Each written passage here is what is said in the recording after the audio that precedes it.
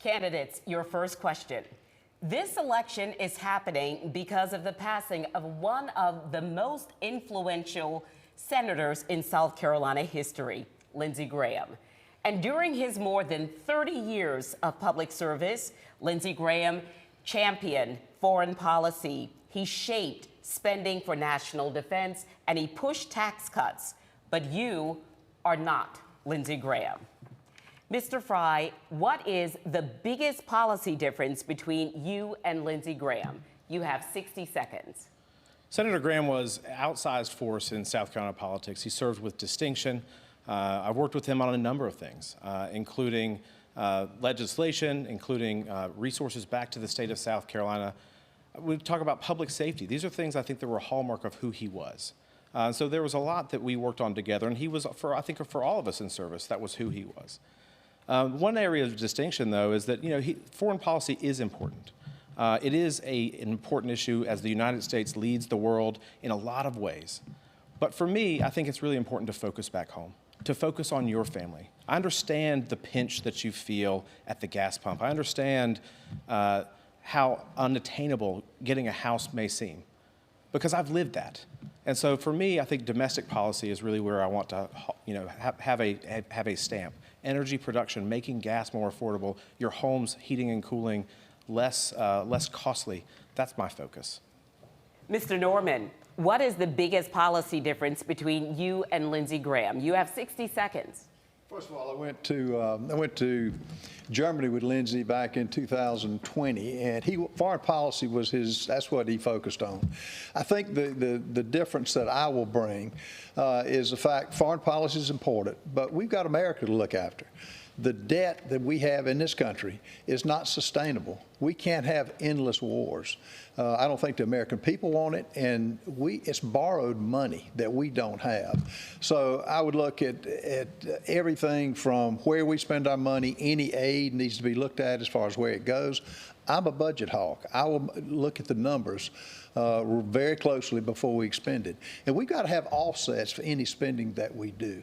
I think the president's right in taking the tack that he has with Iran, but it's got a cost to it. So bottom line, make sure our money is going for where it should be going, and make sure we have offsets for any new spending. But it's peace through strength, which is the right course of action, and Lindsey promoted that.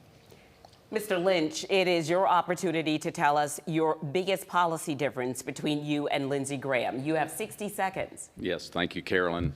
I got in this race because I was asked to. I was called by God and the citizens of South Carolina for my leadership capabilities, and being a successful businessman for 40 years, growing our business 35 times debt-free. So I know about budgets. I know how to do a zero-based budget, to look at each line item and make sure we're not paying for things we don't need to. Lindsey was head of the budget committee, and we've grown our debt to $39 trillion under his watch. Another big problem is foreign policy. My foreign policy is based on America First foreign policy. Lindsey's known, and one of his legacies, we have to be truthful, was for mass amnesty. We've got a major problem in this country with the amount of illegal and legal aliens that have come in here. It's about a third of our population now. Does everybody know that? So we'll be America first, and everything we do will come through the lens of biblical values and the Constitution to protect the country that we work for. Mr. Sanford, please tell us your biggest policy difference between you and the late senator. You have 60 seconds. Yeah, I just go back to a couple of fond remembrances that people have of Lindsey. We started in politics together. Our youngest boy was his godchild. I very fondly remember both him, his absolute focus on trying to make a difference in South Carolina, in being a great courier to Washington in terms of local interest. But as you've already picked up a current here, the distinction here would be, from my end, again, in watching out for people's pocketbooks and wallets here in South Carolina.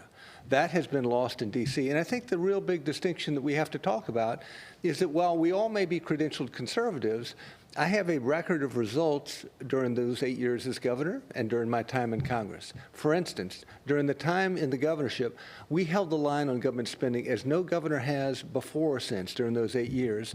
And I think that that record of results, if you will, absolutely could make a difference in changing policy in D.C. and make a difference in people's lives here in South Carolina. So, Mr. Sanford, just to clarify, what would you say is the biggest policy difference between you and the late senator? What I just said, which is he was a little bit, again, a dear friend, and that's what I want to make clear, but had a little bit different view with regard to, in essence, how important it is to save a dollar here in South Carolina as we think about sending it to D.C. People work awfully, awfully hard to earn the dollars they do, and we have this affordability crisis here in this country because we have a country right now wherein we go out and spend money we don't have at the federal government, then print money to cover that spending, which diminishes the value of every dollar we have and consequently hurts people here at home.